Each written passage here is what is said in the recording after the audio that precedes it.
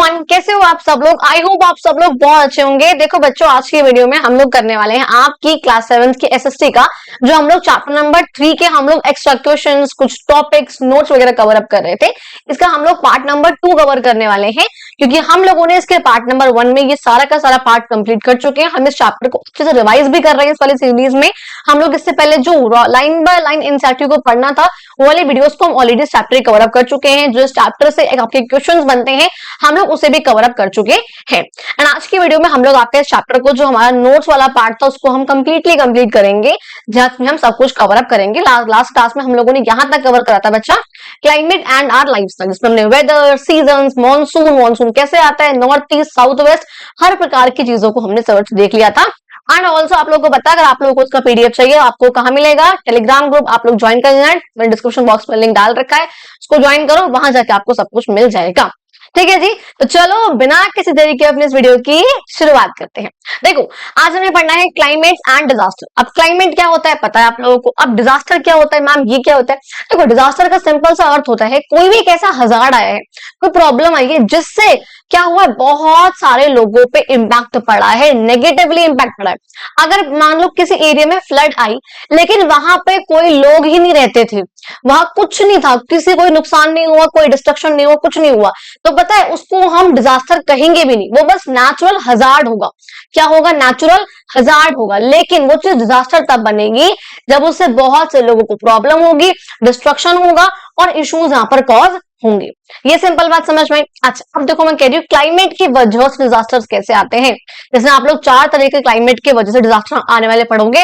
Cyclone है आपका, flood है आपका ड्रॉट होगा और कई चीज आप यहाँ पढ़ने वाले हो। चलो अब देखो, यहाँ पे हम कह रहे हैं बच्चा, इंडिया का जो वेदर का पैटर्न है वो कई सारे एक्सट्रीम कंडीशंस, यानी कि मान लो वेदर पैटर्न हमने देखा किस तरीके का, कहीं पे इक्वेटर के पास जगह है तो बहुत ज्यादा गर्मी है, पोल्स की तरफ है बहुत दूर है इक्वेटर से तो बहुत ज्यादा ही ठंड है, कहीं पर बारिश बहुत ज्यादा हो रही है, कहीं बारिश बिल्कुल नहीं हो रही है।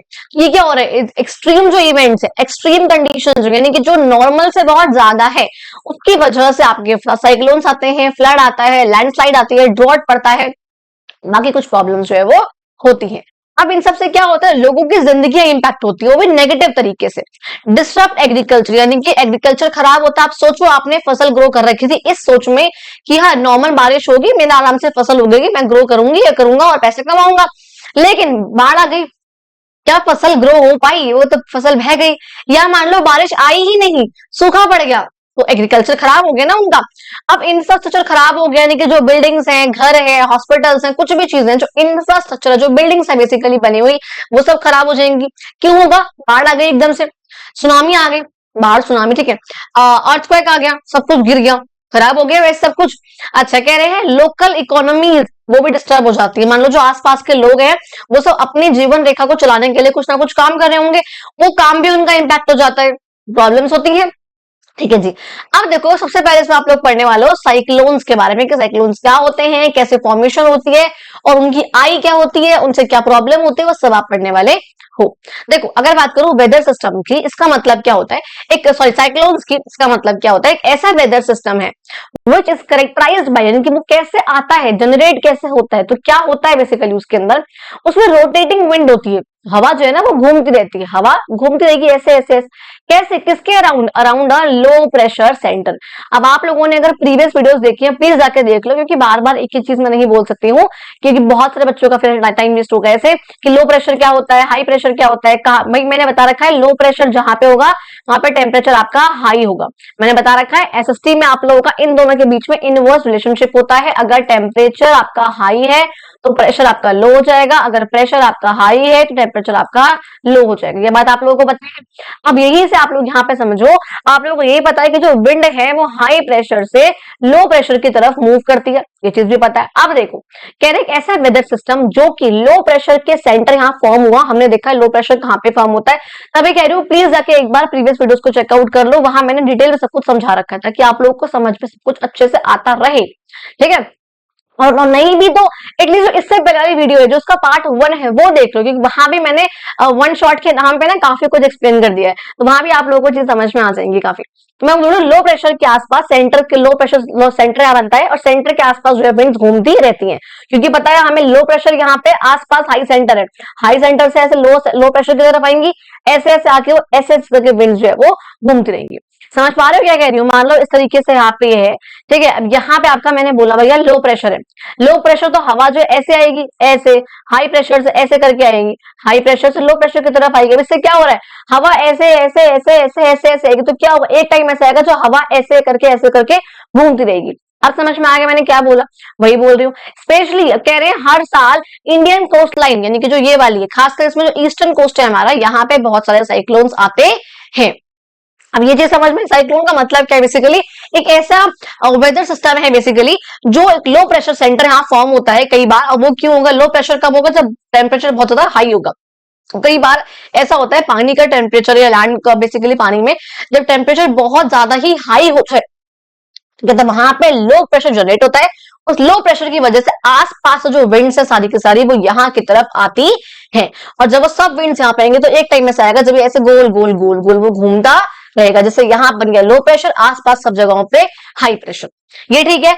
अब मैंने बोला भैया इंडिया का जो मेट्रोलॉजिकल सॉरी इंडिया का जो मेट्रोलॉजिकल डिपार्टमेंट है, आईएमडी जिसे हम बोलते हैं, वो सारे ये साइक्लोन्स कौन से आने हैं, कब फॉर्म होंगे, कहाँ फॉर्म होंगे, उनकी लैंडिंग कहाँ पे होगी। लैंडिंग का मतलब होता है कि मान लो ये आपका साइक्लोन इस तरीके से आ रहा है, यहाँ पे आके टकरा गया ये, और यहाँ पे आके हल्का डिस्ट्रक्शन करेगा और ये खत्म बंद हो जाएगा, खत्म हो जाएगा।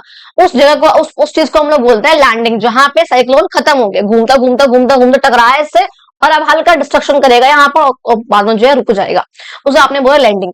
आईएमडी जो है इन सब चीजों का बहुत ध्यान रखती है, कहाँ पे साइक्लोन आने वाला है, कहाँ कब आएगा कब नहीं आएगा, किस डायरेक्शन में आएगा, कहाँ जा रहा है, कब लैंडिंग होगी, कहाँ पे लैंडिंग होगी, सब बातों का ध्यान कौन रखती है, आपकी आईएमडी रखती है। यानी कि इंडियन मेटेरोलॉजिकल का मतलब क्या होता है, जो वेदर पे ध्यान रखती है, और वो डिपार्टमेंट, ठीक है जी।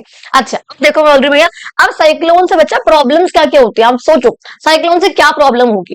अगर आप नॉर्मल जो लोग हैं, अगर आप क्या लगता है आपको ईस्टर्न कोस्ट पे यहाँ पे लोग नहीं रहते होंगे, हमने पढ़ा हुआ है इससे पहले, क्योंकि यहाँ पे जो आपकी रिवर्स है वो सारी की सारी आती हैं, आपकी कृष्णा, कावेरी, गोदावरी, महानदी, तो यहाँ पे डेल्टा फॉर्म करती है, पढ़ा हुआ है हम लोगों ने, डेल्टा वर्सेस एस्चुरी पढ़ा हुआ है। मैंने उसमें ये पॉइंट कहा था कि यहाँ पे एलुवियल सॉइल होती है, एलुवियल सॉइल तो फर्टाइल होती है, एग्रीकल्चर यहाँ पे होता है, यानी कि यहाँ पे लोग खूब रह रहे होंगे। अगर यहाँ पे लोग रह रहे हैं, लेकिन तब भी मैं बोल रही हूँ ईस्टर्न कोस्ट पे सबसे ज्यादा आपके साइक्लोन्स आते हैं इंडिया में, तो वहां पे लोगों को कितनी प्रॉब्लम होती होगी, आप सोच रहे हो एक बार। तो वही यहाँ पर बोल रहे क्या होता है भैया, लोगों की जिंदगियां चली जाती हैं, एनिमल्स की जिंदगियां चली जाती हैं, इवन जो वेजिटेशन लाइफ है, जो उनकी क्रॉप्स हैं, वो सब यहाँ पे खराब हो जाती हैं। ऑल्दो मैंने वेजिटेशन के लिए डिफरेंट पॉइंट यहाँ पे लिखा हुआ है कि यहाँ पे ट्रीज उखड़ जाते हैं, सॉइल इरोजन हो जाता है, सॉइल भैया थी आराम से वो बह गई सारी की सारी सॉइल, क्योंकि यहाँ पे सुनामी आ गई, यहाँ बाढ़ आ गया, यहाँ साइक्लोन आ गया। अब साइक्लोन क्या करेगा, जब साइक्लोन इतनी बड़ी जगह से, आप सोचो एक बार, यहाँ पे मान दो कि आपका साइक्लोन है, जब यहाँ पे हवा का वो घूम रहा है ऐसे ऐसे ऐसे ऐसे करके, आपको दिख रहा है कि पानी में घूम रहा है, तो आपको क्या लगता है कि वो बारिश लेके नहीं आएगा। आपको पता है जहां पर भी साइक्लोन खत्म होगा ना, मान लो यहाँ पे आके टकरा के यहाँ पे लैंड हुआ, वो उसकी लैंडिंग यहाँ पे हुई, यहाँ पे खत्म हुआ, यहाँ पे वो बहुत बारिश करेगा, पहले बहुत बारिश होगी। क्यों होगी बारिश, क्योंकि यहाँ से जो विंड्स है वो पूरा मॉइस्चर जो है पानी अपने साथ कलेक्ट करके लेकर आई है, और जब यहाँ आके रुकेंगी सारा पानी बहा देंगी।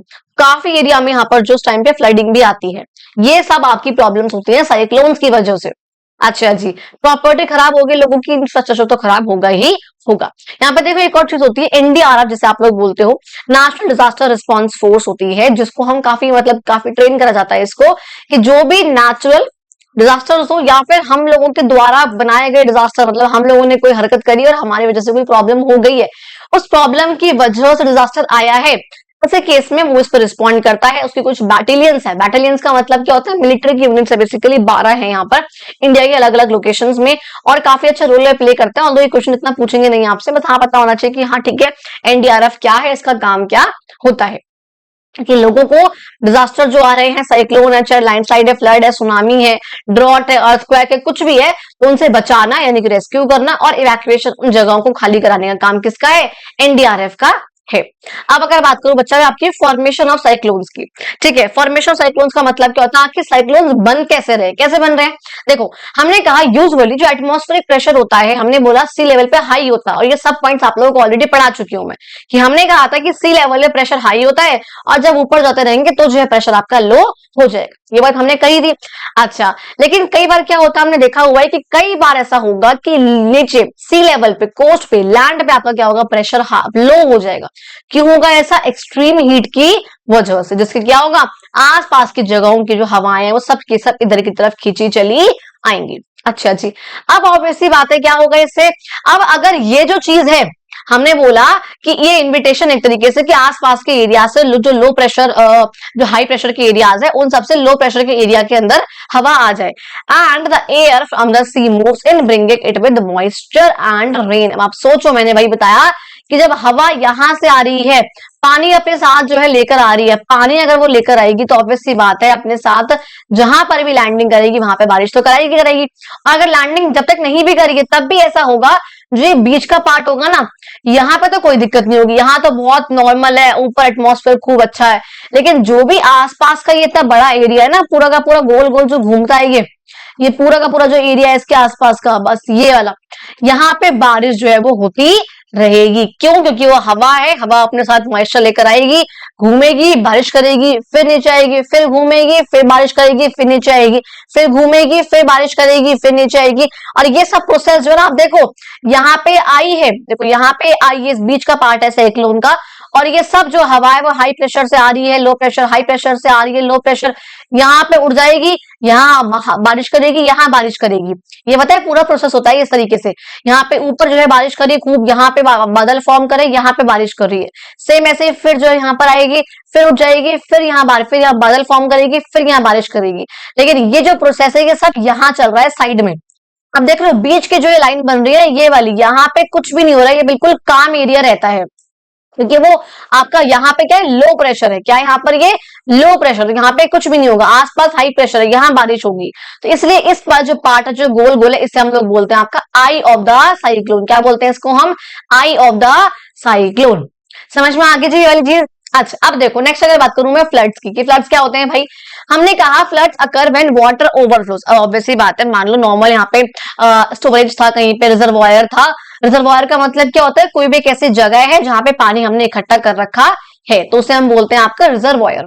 वहां पे भैया था वो, लेकिन एकदम से जो है रेनफॉल बहुत ज्यादा हुई कि वो जो था एरिया वहां से वो ओवरफ्लो कर गया, पानी उस जगह से पानी क्या कर गया, ओवरफ्लो कर गया। इस वजह से अब वो जो लैंड था उस पानी को एब्जॉर्ब ही नहीं कर पाया, बहुत ज्यादा एक्यूमुलेशन हो गया, पानी बहुत इकट्ठा हो गया, वाटर बॉडीज में सब बाहर आ गया। इसकी वजह से क्या होता है भैया, फ्लड आपका आ जाता है।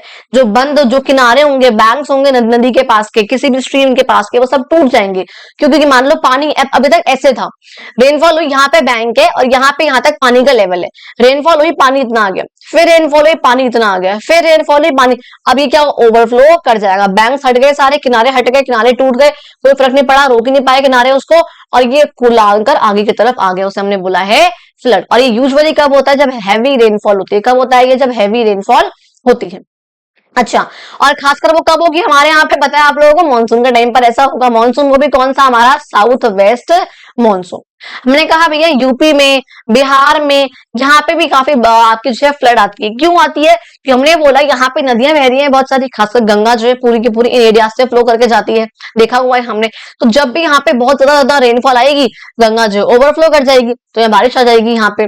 अच्छा, केरला में काफी बारिश आती है, केरला में क्यों, केरला देखो कहाँ पे, केरला आपका यहाँ पे है। मैंने कहा था भैया वेस्टर्न घाट्स में जब भी बारिश आती है सबसे पहले केरला में आती है, 5 जून के बाद ये जो है जून के फर्स्ट वीक में केरला में बारिश आ जाती है। तो जब वेस्टर्न घाट्स में बारिश बहुत ज्यादा हो जाएगी तो क्या होगा, बाढ़ आ जाएगी केरला में। आंध्र प्रदेश में यहाँ पे क्यों आएगी, आंध्र प्रदेश कहाँ पे, यहाँ पे है। आंध्र प्रदेश में बारिश क्यों आएगी, क्योंकि साइक्लोन है यहाँ पे। कौन है यहाँ पे, साइक्लोन है यहाँ पे।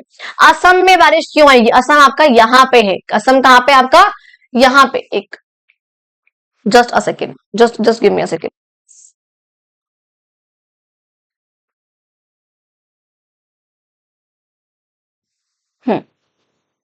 ठीक है,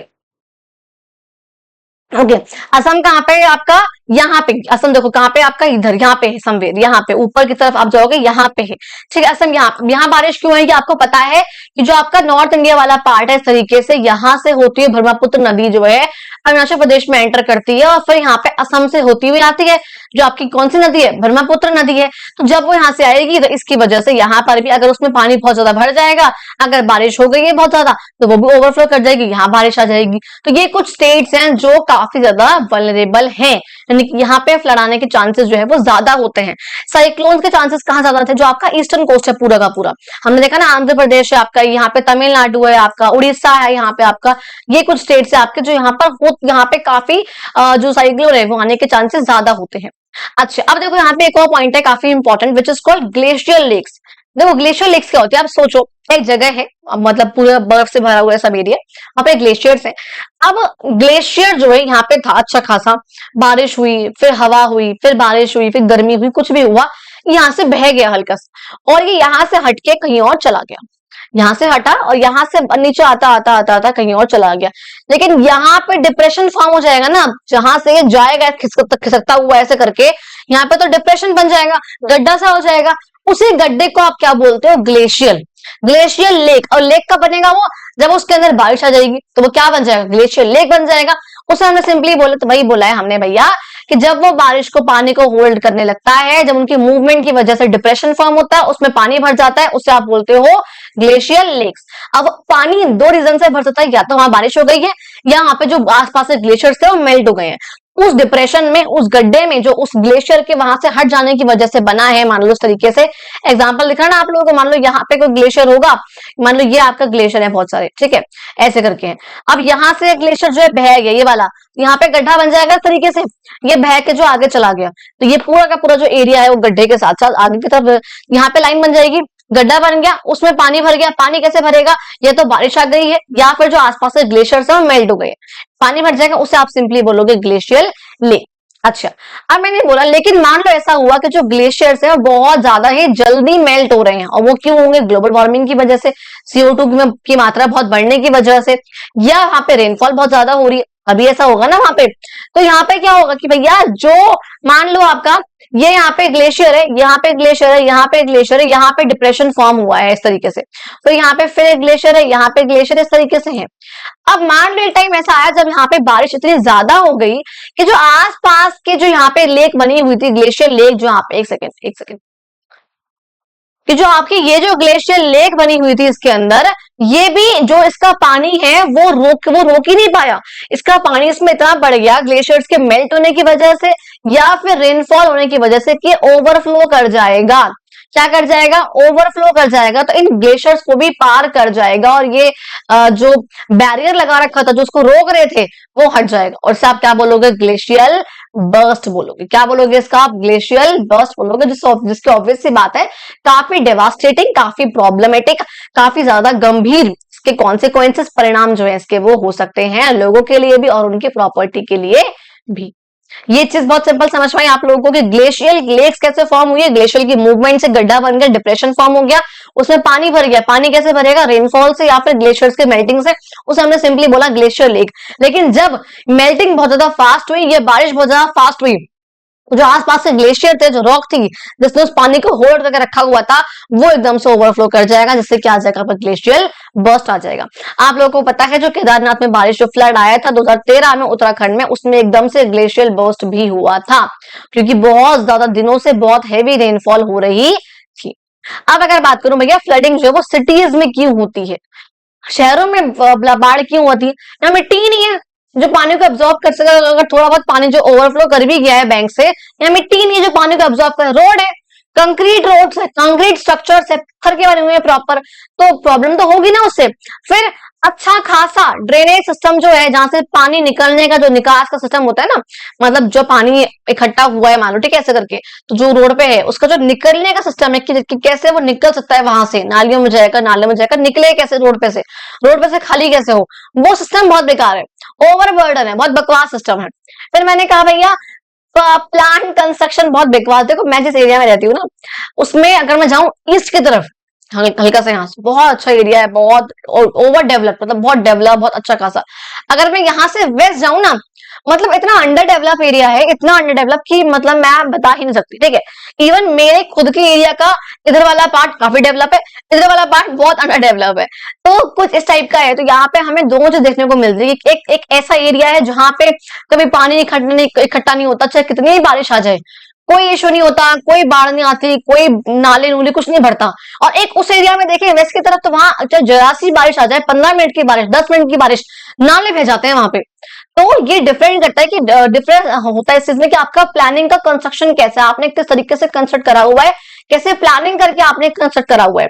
आप कहीं पानी का फ्लो तो ब्लॉक नहीं कर रहे हो, आपने सही तरीके से ड्रेनेज सिस्टम बना रखा है नहीं बना रखा, आपका जो स्ट्रक्चर है वो कंक्रीट है, असफाल्ट है, तो वो पानी को अलाउ ही नहीं कर रहा, आपने मिट्टी की जगह दे रखी है नहीं दे रखी, आपने ग्रीनरी मेंटेन करी हुई है नहीं करी हुई, जो पानी को अब्सॉर्ब कर सके रूट्स उसकी, इन सब चीजों पर डिपेंड करता है। आप ये देख सकते हो किस तरीके से शहरों में बाढ़ आती है। मुंबई में आपको काफी देखने को मिलता है ना, काफी सुनने को मिलता है, मुंबई में आई बाढ़, ठीक है।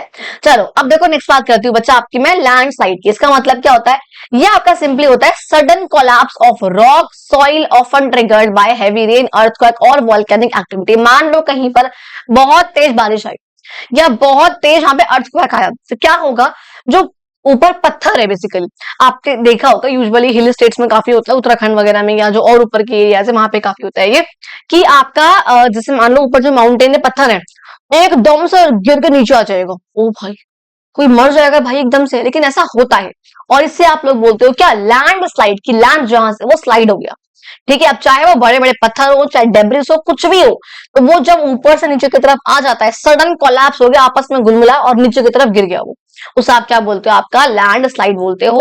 मैंने बोला हिली और माउंटेनस रीजन्स में काफी होते हैं, हिमाचल प्रदेश है, सिक्किम है, उत्तराखंड है, अरुणाचल प्रदेश है, वेस्टर्न घाट्स जहां पे बारिश काफी होती है उन एरियाज में भी काफी ये पाया जाता है। और जो हिली एरियाज है, बेसिकली हिली एरियाज और बारिश भी अच्छी खासी ठीक ठाक हो रही है, तो वहां पर जो लैंडस्लाइड होने के चांसेस बहुत बढ़ जाते हैं। अब देखो, अब पता है क्या, मैं हमेशा बोलती हूँ ग्लोबल वार्मिंग, जब हमने पढ़ा था चैप्टर के बीच में भी, मैंने तब भी कहा था कि नॉर्मल CO2 पहले भी थी हमारे एटमॉस्फेयर में, कोई दिक्कत नहीं हो रही थी, और वो होनी भी चाहिए, ताकि एटमॉस्फेयर जो है, जो अर्थ है, ना तो बहुत ज्यादा गर्म हो ना बहुत ठंडी हो, थोड़ी बहुत CO2 का होना बहुत जरूरी है। लेकिन हम लोगों की एक्टिविटीज की वजह से ये CO2 की मात्रा बढ़ती जा रही है।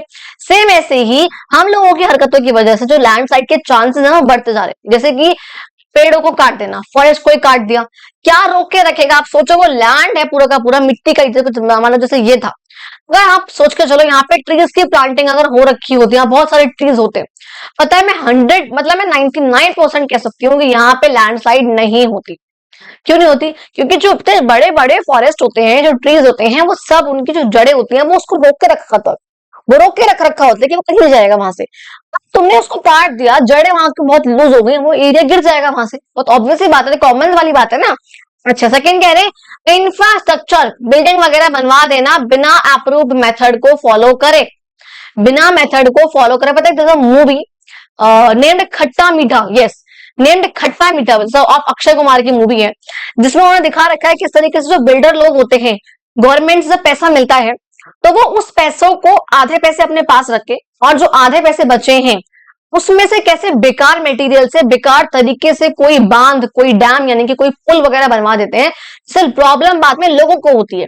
तो वही चीज यहाँ पे कह रहे हैं, बिना अपने मेथड्स का फॉलो करे, बिना सही तरीके से proper planning, proper execution, proper तरीके से वो सब चीजें करे, आपने बस बनवा दिया, वो फॉर्मेलिटी कर दी, सरकार ने पैसा दिया है यहाँ बांध बनवाना है तो बनवा दो, चाहे वो 4 दिन बाद टूट जाए, चाहे लोगों को नुकसान हो जाए कितना भी, लेकिन वो बनवा दो। तो वो यहाँ पे होता है कि बिना मेथड्स को फॉलो करे आपने ऐसा काम करा है, बिल्डिंग वगैरह कोई भी आपने इंफ्रास्ट्रक्चर बनवाया है, मतलब बहुत ज्यादा बिल्डिंग्स बनवा देना जिससे आपने पानी का नेचुरल फ्लो तो रोक ही दिया, ये भी एक प्रॉब्लम ऑब्वियस सी बात है। अब देखो नेक्स्ट बात करती हूँ आपका फॉरेस्ट फायर, यानी कि फॉरेस्ट में आग लग जाना, बहुत बेसिक है ये तो भैया, ऑब्वियस सी बात है, जो आपका वेजिटेशन है, जो फॉरेस्ट है, वहां पे एकदम से आग लग जाना। आग क्यों लगेगी, या तो टेम्परेचर बहुत ही ज्यादा हो गया, क्या हुआ, टेम्परेचर बहुत ही ज्यादा हो गया है जिसकी वजह से, और टेम्परेचर ज्यादा हो गया, वहां बारिश वहां पे हो नहीं रही है, पेड़ों के आसपास जहाँ पे फॉरेस्ट वाला एरिया है वहां पे सूखा है सब कुछ, तो वहां प्रॉब्लम होगी। ऐसे एरिया में क्या होगा, आप सोचो बहुत ड्राई हवाएं चल रही हैं, बहुत ड्राई हवा, बिल्कुल लू वाली हवा चल रही है, पेड़ ही पेड़ है वहां पे, पत्ते कभी भी आग पकड़ सकते हैं, है ना, और गर्मी बढ़े ही जा रही है, वहां इन जगहों पे ऐसा होता है। अच्छा, मैं कह रही हूँ बहुत स्टेट्स में कॉमन है, जैसे कि उत्तराखंड है, हिमाचल प्रदेश है, मध्य प्रदेश है, छत्तीसगढ़ है और कुछ वेस्टर्न घाट्स वाले काफी कम है। मैं इसमें मध्य प्रदेश और उत्तराखंड, छत्तीसगढ़ काफी कंसिडर करती हूँ। यहाँ पे दिख जाएगा आपको। वैसे कॉन्सिक्वेंसेस क्या होंगे, और वैसे बात है बहुत सारे फॉरेस्ट खराब हो जाएंगे, खत्म हो जाएंगे, डिस्ट्रॉय हो जाएंगे। अब फॉरेस्ट में तो लोग भी रह रहे होंगे, लोग से मेरा मतलब है वाइल्ड लाइफ भी रह रही होगी, जीव जंतु भी रह रहे होंगे, वो भी मर जाएंगे, उनकी लाइफ प्रॉब्लम में आ जाएगी। इवन इन फॉरेस्ट में क्या होता है, कुछ ट्राइबल एरियाज भी रह रहे होते हैं, ट्राइबल पीपल भी रह रहे होते हैं, ट्राइबल जो कम्युनिटीज होती है वो भी रह रही होंगी, जो जैसे हमने बोला यहाँ पे लोकल कम्युनिटीज वो वहां से हट जाएंगी, कुछ तो क्या पता मर जाए, कुछ वहां से भाग जाए तो वो डिस्प्लेस हो जाएंगी। एयर की क्वालिटी जो है वो खराब हो जाएगी। एयर की क्वालिटी क्या होगी, वो खराब हो जाएगी, ऑब्वियसली बात, सारी एयर में धुआं धुआं हो जाएगा तो क्वालिटी खराब होनी ही होनी है। इकोसिस्टम खराब हो जाएगा। इकोसिस्टम क्या होता है, जहां पे जो आपका ह्यूमन बींग्स है, एनिमल्स है और आपके प्लांट्स हैं, ये सब आपस में इंटरेक्ट करते हैं, इस सिस्टम को हम लोग बोलते हैं बच्चा आपका इकोसिस्टम। अब जब ये प्लांट्स खराब हो गए, एनिमल्स किन्हें खाएंगे और ह्यूमन बींग्स किसे खाएंगे, तो इन सब का भी जो लाइफ है वो खराब हो जाएगी, यानी कि जो पूरे का पूरा इकोसिस्टम है वो खराब हो जाएगा। अब अगर यहाँ पे लोकल कम्युनिटीज नहीं रहेंगी, वहां से चली जाएंगी, तो उनकी इकोनॉमिक लाइफ भी खराब हो जाएगी, वो कहाँ जाके दोबारा अपना काम करेंगी, कुछ सीख पाएंगी, कुछ कर पाएंगी, तो वो प्रॉब्लम है उन लोगों के लिए। तो ये यहाँ पे आपके हुए क्लाइमेट और उससे रिलेटेड जो डिजास्टर्स आपको होते हैं, फेस करने पड़ते हैं, वो सब चीजें हमने यहाँ पर देख ली। अब अगर नेक्स्ट बात करूं बच्चा आपकी में क्लाइमेट चेंज की, आखिर क्लाइमेट चेंज क्या होता है। देखो मैंने बोला इट रेफर्स टू सिग्निफिकेंट, देखो मैंने पहले बताया क्लाइमेट का मतलब क्या था, जब लॉन्ग टर्म तक आपने कोई पैटर्न फॉलो करा है, आपने देखा, ऑब्जर्व करा है आपने कि 30 साल से 40 साल से इस टाइम पे अप्रैल से जून के बीच में गर्मी रहती है, बहुत भीषण गर्मी रहती है, खासकर नॉर्थ इंडिया में। आपने कहा भैया इस टाइम पे समर्स पड़ेगी, ठीक है, आपने कहा समर रहेंगी, सॉरी नॉर्दर्न हेमिस्फीयर बेसिकली। आपने कहा ऊपर जो नॉर्दर्न हेमिस्फीयर का मतलब क्या है, ये तो पता है ना, कहीं कंफ्यूज हो जाओ। ये अर्थ है, अर्थ दो इक्वल पार्ट्स में डिवाइड है इक्वेटर की वजह से। जो ऊपर का हेमिस्फीयर है उसे आप बोलते हो नॉर्दर्न हेमिस्फीयर, जो नीचे का उसे आप बोलते हो सदर्न हेमिस्फीयर, ठीक है जी। अच्छा अब देखो बोल रही हूँ कि सिग्निफिकेंट लॉन्ग टर्म चेंज आना क्लाइमेट में, जिसकी वजह से प्रेसिपिटेशन, टेम्परेचर, वेदर इवेंट ये सब के सब शिफ्ट हो जाते हैं। ऑब्वियसली बात है क्लाइमेट में चेंज आएगा तो टेम्परेचर भी बढ़ जाएगा, टेम्परेचर बढ़ेगा तो प्रेसिपिटेशन का लेवल भी बढ़ेगा और डिजास्टर भी और ज्यादा आएंगे ना, वेदर इवेंट्स बहुत ज्यादा होंगे, कभी बारिश बहुत ज्यादा हो रही है, कभी सूखा पड़ रहा है, बहुत ड्रॉट आ रहा है, तो फ्लड आ रहा है, ये सब प्रॉब्लम्स जो होती रहेंगी। आप लोगों ने देखा है पिछले हजारों सालों में, पास्ट मिलेनियम का मतलब है पिछले 1000 सालों में नेचुरल प्रोसेस जो आज तक चलते आए हैं, क्लाइमेट चेंज उनसे भी हुआ है थोड़ा बहुत। मैं नहीं कह रही क्लाइमेट चेंज नहीं हुआ है, लेकिन 19th सेंचुरी का मतलब क्या होता है, 1800 से 1899 तक का जो टाइम होता है उसे आप बोलते हो 19th सेंचुरी, यानी कि 100 साल पीछे से चलता है, ठीक है। अच्छा यहाँ पे क्या होता है, क्लाइमेट चेंज जो है ह्यूमन एक्टिविटीज से काफी चल रहा है। पेड़ों को काट देना, रोक रखा था वो रोक नहीं पाएंगे। पेड़ क्या करते हैं, आपकी O2 को प्रोड्यूस करते हैं, आपने वो खत्म कर दिया। आप फॉसिल फ्यूल्स को बर्न कर रहे हो, आप ऐसी इंडस्ट्रियल प्रैक्टिस कर रहे हो जो एनवायरमेंट के लिए हार्मफुल है, बहुत धुआं प्रोड्यूस कर रहे हो भट्टियों में से, आप ऐसे काम कर रहे हो, जिससे क्या हो रहा है कि क्लाइमेट चेंज बहुत ज्यादा ही ड्राइव हो रहा है, बहुत और ज्यादा बढ़ रहा है और इन्फोर्स हो रहा है वो, तो प्रॉब्लम वाली बात है ना वो। अच्छा अब ये बहुत बहुत सिंपल समझ में कि क्लाइमेट चेंज का सिंपल सा मतलब क्या हुआ कि जो हम लोगों की हरकतों की वजह से क्लाइमेट बहुत ड्रास्टिकली, बहुत जल्दी जल्दी चेंज हो रहा है।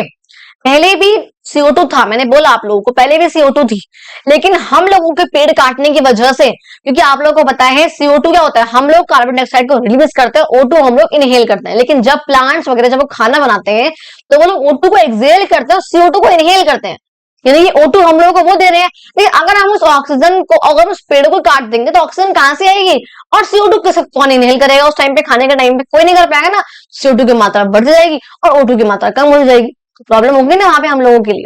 अच्छा अब देखो बात करते हो फॉसिल फ्यूल्स क्या होते हैं, इंपॉर्टेंट क्वेश्चन आपसे पूछ सकते हैं क्वेश्चंस वगैरह में, एक्स्ट्रा क्वेश्चंस वगैरह में, कि आखिर फॉसिल फ्यूल्स क्या होता है। देखो फॉसिल फ्यूल्स का मतलब क्या होता है, ऐसे फ्यूल्स होते हैं, देखो फ्यूल का मतलब क्या है, बेसिकली वो चीज जिसको अगर आप बर्न करो उससे आपके हीट, आपकी एनर्जी जो है वो प्रोड्यूस हो। अगर आप पत्थर है, पत्थर को आप ऐसे एनर्जी लगाते हो, उसके अंदर आग लगती है ना, उससे माचिस है ऐसे करोगे तो वो होगा ना। अच्छा और साथ साथ मान लो पेट्रोल का तेल है, पेट्रोल का तेल कह रही हूँ, पेट्रोल है खुद ही, तो वो क्या आप ऐसे करोगे तो वो आग लग जाएगी। क्या हो रहा है, ये सब क्या है, फ्यूल है बेसिक सा, ठीक है। अच्छा अब वही बोल रही हूँ, हमने बोला कि अब क्या फॉसिल फ्यूल का मतलब क्या होता है, ऐसे चीजें, ऐसे फ्यूल्स बेसिकली जो 1000 मिलियन साल जो है जब वो दबे रहे हैं अंदर, अब वो फॉर्म हुए हैं। क्या होता है कि जो प्लांट्स एनिमल्स है वो मर जाते हैं ना, मर गए वो, और हमने क्या करा, उनको जो है मिट्टी के अंदर दब गए, वो मर गए, दब गए, मर गए, दब गए, आप लोगों को पता होंगे चीज, ठीक है। हम लोग को मरते गए, दबते गए, हमने उनको लेयर में समझा रखा है, जहां हमने कंप्लीट वीडियो को डिस्कस करी है ना, चैप्टर को कंप्लीटली, वहां मैंने इस पॉइंट को भी एक्सप्लेन कर रखा है, आप लोग वहां से भी इस चीज को चेकआउट कर सकते हैं। वो इसलिए बार बार कह रही हूँ, जाके प्रीवियस वाली वीडियोस जो है उनको चेकआउट करो पहले, ताकि आप लोगों को वो पॉइंट अच्छे समझ में आए, ताकि आप लोग इसको एग्जाम टाइम पे रिवाइज करने के लिए इसको देख लो आप लोग एक बार, ठीक है। अच्छा, मैंने बोला कि जब प्लांट्स एनिमल्स वगैरह मर जाते हैं तो उनके ऊपर लेयर पे लेयर जो है फॉर्म होती रहती है, 1000 साल हो गए, 2000 साल हो गए, आप उसको हटाओगे ना, तब आपको वहां पे स्केलेटन मिल जाएगा, मतलब प्रॉपर फॉसिल फ्यूल मिल जाएगा। अगर अब आप उसको यूज करोगे, अब स्केलेटन से मेरा मतलब ये नहीं स्केलेटन मिल जाएगा, मेरा मतलब आपको फॉसिल फ्यूल मिल जाएगा, आपको कोल मिल जाएगा, आपको पेट्रोलियम ऑयल मिल जाएगा, आपको नेचुरल गैस के रूप में मिल जाएगा। पता है कोल तो मिलेगा आपको जब प्लांट्स मरे होंगे, प्लांट्स जब डेड होंगे तो आपको कोल मिलेगा, और जब एनिमल से बनेगा तो एनिमल से फॉसिल फ्यूल्स बनेंगे आपके पेट्रोलियम ऑयल और नेचुरल गैस। मैंने वही बोला है यहाँ पे कि वो एनर्जी के सोर्सेज जो कि डेड प्लांट्स, डेड एनिमल से कि रिमेन से जो उनका बचा हुआ है उनसे बने हैं, जो कि सॉइल की डीप लेयर्स के अंदर जो है दबता गया है, ब्यूरी करा है, हमने दबा दिया है उसको, हीट लगाया है, प्रेशर लगाया है, जिसकी वजह से वो कोल में, पेट्रोलियम ऑयल में और नेचुरल गैस में कन्वर्ट हो गया है। अच्छा, अब बात करो नेचुरल ग्रीन हाउस इफेक्ट, जो हमने बात करी ग्लोबल वार्मिंग की। इसमें क्या हो रहा था, हमने देखा था कि भैया कि मानो जो आपकी CO2 है वो क्या करती है, वो आपकी ग्रीन हाउस गैस है। अगर कोई भी गैस मैं बोल रही हूँ वो ग्रीन हाउस गैस है, यानी कि GHG है, इसका मतलब वो क्या कर रहा है, आपको पता है सन से आपकी एनर्जी हीट आई, सन से हीट आई, अर्थ ने ले ली, अब अर्थ बाद में उसको वापस भी तो करेगा ना, भाई किसी की भी चीज दो तो वापस तो करते हैं ना उसको, अर्थ उसको वापस करेगा, CO2 रोक लेगा, CO2 कहेगा नहीं नहीं भाई ये वापस नहीं जाएगा, ये हीट तो मेरे पास रहेगी, यहीं पर रहेगी एटमॉस्फेयर में। तो CO2 ने क्या करा, इस जाती हुई गर्म हीट को रोक लिया। इससे तो ये जो गैस होती है, जो इस अर्थ ने जो हीट रेडिएट करी है वापस सन को, उसको रोक लेती है, उन्हीं गैस को हम बोलते हैं ग्रीन हाउस गैस, और CO2 वही काम करती है। अगर आप CO2 को बढ़ाते रहोगे एटमॉस्फेयर में, पेड़ों काट के, फॉसिल फ्यूल्स को जला के, तो क्या होगा, इससे ग्रीन हाउस गैस और बढ़ती रहेगी, तो ग्रीन हाउस इफेक्ट भी बढ़ेगा। इफेक्ट का मतलब क्या है कि जो भी इफेक्ट कॉज हो रहा है इस ग्रीन हाउस गैस की वजह से, और इफेक्ट क्या कॉज हो रहा है, ग्रीन हाउस गैस अगर यहाँ पे और हीट को ट्रैप करती रहेगी तो ग्लोबल वार्मिंग बढ़ती रहेगी। इस तरीके से मैंने बोला कि ग्रीन हाउस गैस और ग्रीन हाउस इफेक्ट और ग्लोबल वार्मिंग ये सब आपस में इंटरकनेक्टेड है, ठीक है जी। अच्छा, अब देखो मैंने बोला भैया नेचुरल कार्बन साइकिल है, CO2 बाकी गैसेस जो हैं वो रिलीज होती हैं, लेकिन जो वो रोक लेता है उसको, जिससे अर्थ जो है वार्म रहता है। अगर जो नेचुरल है, नेचुरल का मतलब क्या होता है भैया, जो बाकी गैसेस हैं एटमॉस्फेयर में रिलीज होंगी और जो वापस अगर कुछ कुछ चली गई है, ठीक है, बाकी कुछ रह जाएंगी यहाँ पर। भाई सिंपल बात क्या है कि CO2 क्या है, CO2 का काम ही ये है कि उस गैस को यहाँ पे रोक लेना, उस हीट को यहाँ पे रोक लेना। आप सोचो सन ने जितनी भी हीट दी सबको वापस कर दें और तो बहुत ठंडी हो जाएगी ना, लेकिन इसलिए यहाँ पे CO2 काम करती है नेचुरल ग्रीन हाउस इफेक्ट का, कि वो नॉर्मली थोड़ी बहुत हीट को अपने पास रोके रखती है, जिससे ना तो वो अर्थ को बहुत गर्म होने देगी, ना वो अर्थ को बहुत ठंडा होने देगी, मॉडरेट रखेगी टेम्परेचर। लेकिन अगर आप उस CO2 की जो लेवल है उसको बढ़ाते रहोगे तब प्रॉब्लम होगी। तो नेचुरल का मतलब क्या था, जब नॉर्मल उसको रखा, टेम्परेचर को नॉर्मल रखा, ना बहुत ठंडा ना बहुत गर्म, नॉर्मल उसको जो है हीट को रोक के रख लिया, वो ठीक था, कोई दिक्कत नहीं थी वहां तक। लेकिन अगर उसने जो CO2 की मात्रा बढ़ गई तो वो और ज्यादा हीट को ट्रैप करेगी, जिससे ग्रीन हाउस इफेक्ट बढ़ जाएगा, ग्रीन हाउस गैस बढ़ जाएगी तो ग्रीन हाउस इफेक्ट भी बढ़ेगा, और इफेक्ट बढ़ेगा तो ग्लोबल वार्मिंग भी बढ़ जाएगी। ग्लोबल वार्मिंग का मतलब क्या है, ग्लोबल लेवल पे, एक पूरे वर्ल्ड के लेवल पे वार्म हो रहा है, अर्थ हमारा जो है वो गर्म हो रहा है, अर्थ का टेम्परेचर जो है वो बढ़ रहा है ह्यूमन एक्टिविटीज की वजह से, चाहे वो ट्रांसपोर्टेशन है, धुआं वगैरह जो निकलता है, बर्निंग फॉसिल फ्यूल्स, डिफॉरेस्टेशन, उन सब वजहों से ऐसा होता है। क्लाइमेट का पैटर्न भी जो से काफी डिस्टर्ब होता है, ठीक है जी। अब देखो कह रही हूं मैं, इसकी वजह से जो कंट्री का एवरेज टेम्परेचर है वो 1 से 3 डिग्री सेल्सियस ऊपर जा रहा है नॉर्मल से ऊपर, जिसकी वजह से आप लोगों को पता है क्लाइमेट चेंज की वजह से आपको देखते हो ना कि भाई कहते हो ना मम्मी पहले बहुत ठंड होती थी, अब भी ठंड नहीं होती। अब ठंड में वो बात नहीं, क्यों नहीं है, क्योंकि CO2 का लेवल बढ़ता जा रहा है, ग्लोबल वार्मिंग बढ़ती जा रही है। गर्मी में इतनी गर्मी होती है, खासकर हमारे दिल्ली में इतनी गर्मी होती है कि तो अभी मुझे सबसे पसीना आ जा रहा है, पंखा चल रहा है हल्का हल्का, लेकिन मुझे पसीना इतना ज्यादा आ रहा है कि बार बार मैं उसको स्वाइप ही करे जा रही हूँ, मतलब बार बार। तो क्या है ये, गर्मी इतनी है हमारे यहाँ पे, ठीक है। और ठंड में कोई खास ठंड नहीं होती है, नॉर्मल भी रहता है, हल्का बहुत ठंडा, हाँ ठीक है ठंड है, ठीक है ठंड है। जैसे कुकुड़ने वाली जो आज से 10 साल पहले ठंड होती थी वो नहीं होती है, तो ये बात आप लोग जानते होंगे, ठीक है। अच्छा, और ठंड पहले से कम भी हो गई है। पहले अगर पूरे नवंबर से शुरू हो जाती थी और हाफ फरवरी तक रहती थी, अब कुछ भी नहीं है। जो मेन ठंड रहेगी वो दिसंबर जनवरी में रहेगी, बाकी टाइम हल्की बहुत ठीक है, मॉडरेट सा रहेगा, ऐसे रहता है। अब कहते हैं बच्चा कौन से स्टेप्स जो गवर्नमेंट के द्वारा लिए गए हैं इस ग्लोबल वार्मिंग को कम करने के लिए, ग्लोबल है ये, इस वार्मिंग को कम करने के लिए। हमने बोला भैया जो गवर्नमेंट ने स्टेप्स लिए हैं इंडिया के क्लाइमेट को मिटिगेट करने के लिए, यानी कि उसके इंपैक्ट को रिड्यूस करने के लिए, वो यहाँ पर है ग्रीन हाउस गैस के एमिशन को कम करो, यानी कि ऐसी गैसेस लाइक CO2 जो कि अर्थ के द्वारा जो हीट वापस कर रहे हैं सन को, उसको रोक ले। उसे हमने कहा ग्रीन हाउस गैस उसके एमिशन को यानी कि उसके रिलीज को हम लोग कम करें। ट्रीज को काटने के बजाय ट्रीज को प्लांट करो। रिन्यूएबल एनर्जी को बूस्ट करो। देखो रिन्यूएबल एनर्जी का मतलब क्या होता है, हमने बोला कि आप लोग क्या करते हो, फॉसिल फ्यूल्स का यूज करते हैं हम लोग। वो क्या है, वो नॉन रिन्यूएबल है, जिसको अगर वो खत्म हो गए ना फॉसिल फ्यूल्स, कोल, पेट्रोलियम, नेचुरल गैस, तो उनको दोबारा बनने में हजारों साल लगेंगे। इसे हम बोलते हैं नॉन रिन्यूएबल गैसेस एनर्जी। लेकिन अगर बात करूं मैं रिन्यूएबल एनर्जी की, इसका मतलब क्या होता है, सिंपल सा, ऐसी एनर्जी जो बहुत जल्दी रिन्यू हो जाए, like wind energy, like solar energy, like hydro power. ये क्या है, हवा हमेशा है, हवा से आपने आज एनर्जी प्रोड्यूस करी, कल आज खत्म हो गई, आप कल दोबारा हवा आएगी, कल दोबारा प्रोड्यूस कर लो। सोलर पैनल लगा दिया आपने, इन पैनल से आपने आज सनलाइट से खूब हीट ले ली, खूब एनर्जी प्रोड्यूस कर ली, कल फिर गर्मी आएगी, कल फिर आप इस पैनल से और हीट ले लेना। तो क्या हो रहा है, ये सब क्या रिन्यूएबल है, अगर खत्म हो गए दोबारा बहुत जल्दी रिन्यू हो जाएंगे। आप इनको बूस्ट करो, एनर्जी की एफिशिएंसी को इंप्रूव करो, कम लाइट खर्च करो, कम बिजली खर्च करो। ठीक है, हमने बोला सस्टेनेबल लाइफस्टाइल को प्रमोट करो। और सस्टेनेबल का मतलब क्या होता है, ऐसा का आप इस तरीके से कोई भी काम करना कि ना तो आज का एनवायरमेंट को कोई नुकसान हो और कल के लोगों के लिए भी वो चीज बची रहे, तो उसे आप लोग बोलते हो सस्टेनेबल। तो ऐसी लाइफस्टाइल को आप लोगों को प्रमोट करना चाहिए, ऐसी चीजों को यूज करना चाहिए। ये दिख रहा है आपको ग्लोबल वार्मिंग है, किस तरह के अर्थ का टेम्परेचर जो है बढ़ता जा रहा है। तो कैसे घूर के देख रही है वो, कभी मारूंगी इसको, तुम लोगों को मारेगी आगे, हम लोगों को। ठीक है, और यहाँ पे देखो पहले कैसी थी और बाद में जो अर्थ हमारी वो कैसी होती जा रही है ड्यू टू ग्लोबल वार्मिंग। समझ में आ गया जी। अच्छा अभी देखो मैं भी बाय बाय नहीं बोल रही हूँ, अभी रुको एक सेकंड, क्योंकि वो रह जाएगा फिर यहाँ पे, जस्ट अ सेकंड, क्योंकि इस वाले चैप्टर के, हमारे थर्ड चैप्टर के जो आपके एक्स्ट्रा क्वेश्चन थे ना बच्चा, वो रह गए थे जो आपके चैप्टर के बिगनिंग में होते हैं। जस्ट अ सेकंड मैं देख लूं, हाँ यहीं पे। ठीक है, चैप्टर के बिगनिंग में जो आपके क्वेश्चन आंसर्स होते हैं वो यहाँ पे रह गए थे, तो उसको हम लोग जरा कवर अप कर लेते हैं। यहाँ पे जो क्वेश्चन होते हैं ये वाले, ठीक है, इसको हम लोग देख लेते हैं फटाफट से कि इसके आंसर्स क्या क्या होंगे। देखो फर्स्ट क्वेश्चन है, what makes India climate so diverse. India का क्लाइमेट इतना डाइवर्स कैसे है। भाई आप लोगों को पता है इंडिया का क्लाइमेट डाइवर्स कैसे है, क्योंकि यहाँ पे चीजें, एक सेकेंड, ठीक है। अब देखो डाइवर्स कैसे है, उसकी लोकेशन की वजह से। इंडिया की लोकेशन बहुत अलग है, बहुत बहुत बड़ा है इंडिया का लोकेशन। इंडिया का साइज पता है कितना है, 3.28 मिलियन स्क्वायर किलोमीटर।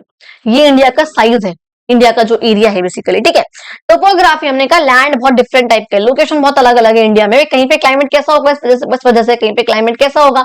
आपको पता है हिमालय के जो माउंटेन्स हैं वो ऊपर से आती हुई विंड्स को रोक लेंगे, ये सब पॉइंट्स हमने पढ़े हुए हैं चैप्टर्स में।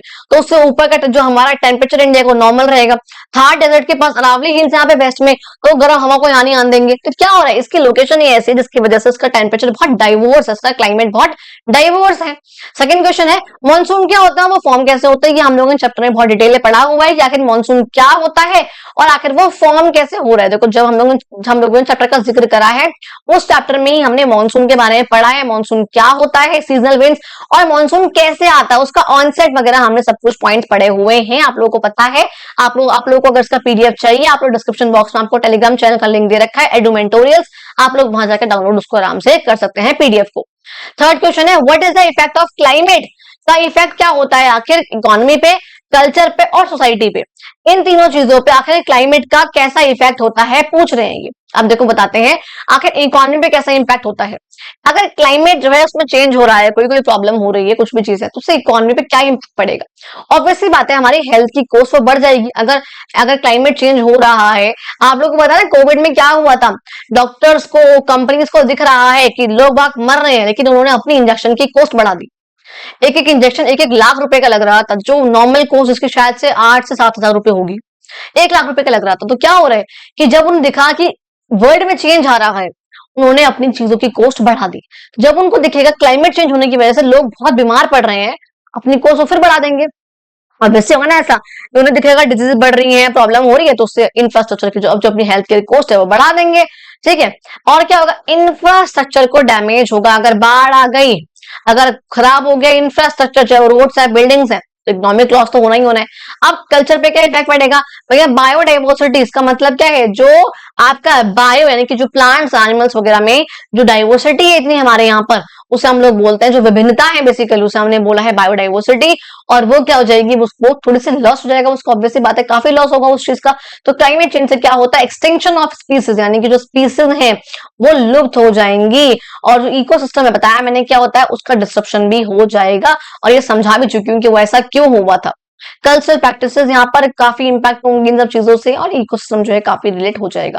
अगर कल्चरल हेरिटेज की बात करूं तो उसको भी काफी इंपैक्ट पड़ेगा, काफी डर रहेगा उसको, अगर सी लेवल बढ़ेगा, बाकी चीजें होंगी, इवेंट्स बढ़ेंगे, यहाँ पर एक्सट्रीम वेदर कंडीशंस बढ़ेंगी, तो कल्चर जो साइट्स है, जो मॉन्यूमेंट्स वगैरह हैं, उन सब में बाढ़ वगैरह आ सकती है। अगर बात करूं सोसाइटी में क्या इंपैक्ट पड़ेगा, देखो हेल्थ रिस्क रहेगा काफी। तो क्लाइमेट चेंज ऑब्वियसली बात है, उससे हार्ट स्ट्रोक का जो हीट स्ट्रोक है, मतलब बेसिकली जो गर्म हवाएं चलती है ना, आजकल अलर्ट वगैरह भी काफी जारी होते हैं, रेस्पिरेटरी इलनेस, इन्फेक्शन डिसीज, ये सब चीजों की प्रॉब्लम बढ़ जाएगी। लोग वहां पे डिस्प्लेस हो जाएंगे, जहां पे लोग हैं अगर वहां से हटके वो कहीं और जा रहे हैं, that is called displacement, that is called migration. वो यहाँ से कहीं और जा रहे हैं, उसे हमने बोला माइग्रेशन। अगर वो जा रहे हैं तो वो एमिग्रेशन, अगर वो आ रहे हैं उसे हम बोलेंगे इमिग्रेशन। ठीक है, अब क्लाइमेट चेंज की वजह से क्या होता है, ये दोनों प्रॉब्लम्स यहाँ पे होते हैं, जिसकी वजह से इंफ्रास्ट्रक्चर पे, सिस्टम पे काफी प्रेशर, एकदम से स्ट्रेन आ जाता है। मान लो यहाँ पे पहले 100 लोग रह रहे थे, अब यहाँ से जो है 50 लोग उठ के और यहाँ पे आ गए, इस लैंड पे जो है प्रेशर पड़ जाएगा। पहले यहाँ पे इस लैंड पे 100 लोगों के लिए सामान प्रोड्यूस हो रहा था, अब यहाँ पे 150 लोगों के लिए सामान प्रोड्यूस होगा, लैंड पे प्रेशर बढ़ गया, दैट इज कॉल्ड। ठीक है जी, अब देखो नेक्स्ट क्वेश्चन देखती हूँ, how can understanding the climate help us to prepare for natural disaster. वैसे ऑलरेडी पढ़ चुके हैं हम लोग कि आखिर क्या होगा अगर हम पहले से ही पैटर्न्स या वेदर ट्रेंड्स वगैरह वो सब पढ़ ले कि हाँ कहाँ पे कौन सा कंडीशन आने वाली है, कहाँ पे फ्लड आने वाली है, कहाँ साइक्लोन आने वाला है, तो उससे क्या होगा। ऑब्वियसली बात है हम लोग इस चीज से पहले से प्रिपेयर हो जाएंगे। अगर हमें पता है इस एरिया में बाढ़ आने वाली है, तो अगर यहाँ पे लोग रह रहे हैं, हम उन लोगों को खाली करा देंगे, यहाँ पे उनसे कहेंगे अपना सामान लो, जो इंपॉर्टेंट है वहां से भाग जाओ यहाँ से, ये काम करेंगे ना, ऑब्वियसली बात है। अगर हमको ये पता है तो हम एक्सट्रीम इवेंट्स के लिए ज्यादा अच्छे से प्रिपेयर रहेंगे, चाहे वो बाढ़ हो, चाहे वो सूखा पड़ रहा हो, चाहे बहुत तेज बारिश, स्टॉर्म आने वाला हो, धुआं वगैरह जो स्टॉर्म है बस वो विंड के रूप में वो आने वाला हो, चाहे साइक्लोन आने वाला हो, वो सब देखेंगे। हम क्या करेंगे, जो वल्नरेबल एरियाज यानी कि जहां पे कुछ भी आने के चांसेस ज्यादा रहते हैं, उन सब एरियाज को आइडेंटिफाई करेंगे, वहां से हम लोगों को कुछ प्लान्स वगैरह बनाएंगे, प्रिपेयर करेंगे, और वहां से उन लोगों को खाली करा देंगे उन जगहों को।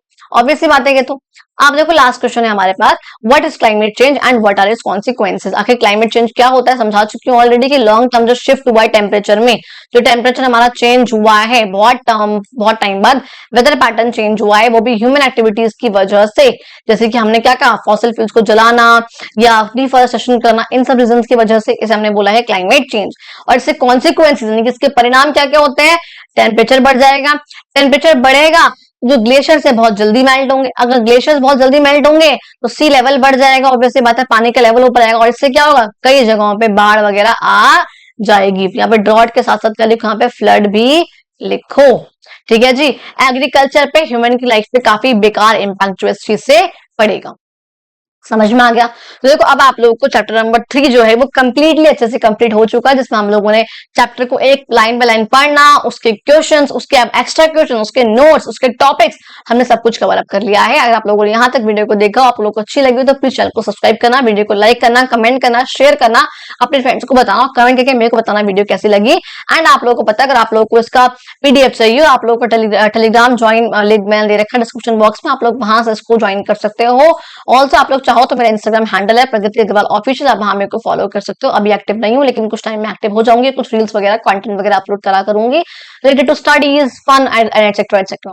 ठीक है, चलो बच्चों थैंक यू सो मच, मिलते हैं अपनी अगली वीडियो, तब तक के लिए अपना ध्यान रखो।